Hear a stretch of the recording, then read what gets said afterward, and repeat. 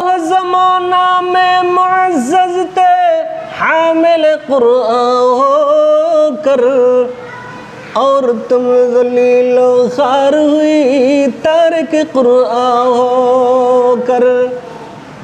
বিশ্ব কবি কবির সম্রাট আল্লামা ইকবাল বলেছেন কবির ভাষায়,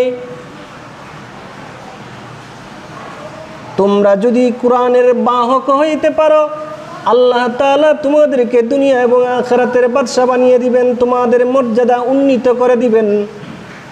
আর যদি তোমরা কোরআন থেকে দূরে সরে যাও, তাহলে আল্লাহ তাআলা তোমাদেরকে দুনিয়াতেও ধ্বংস করবেন, আখিরাতেও ধ্বংস করবেন।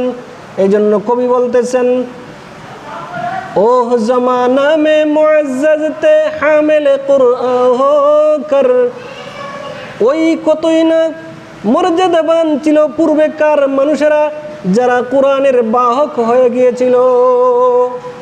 और तुम ज़लील ख़ार हुई, और तुम ज़लील ख़ार हुई तारिक कुरआन होकर। আর তোমরা দুনিয়ার মধ্যে অপমানজনক মানুষ হিসেবে পরিচিত হয়েছ শুধু কোরআনকে ছেড়ে দেওয়ার কারণে, কোরআনের বিধি নিষেধের উপর আমল না করার কারণে।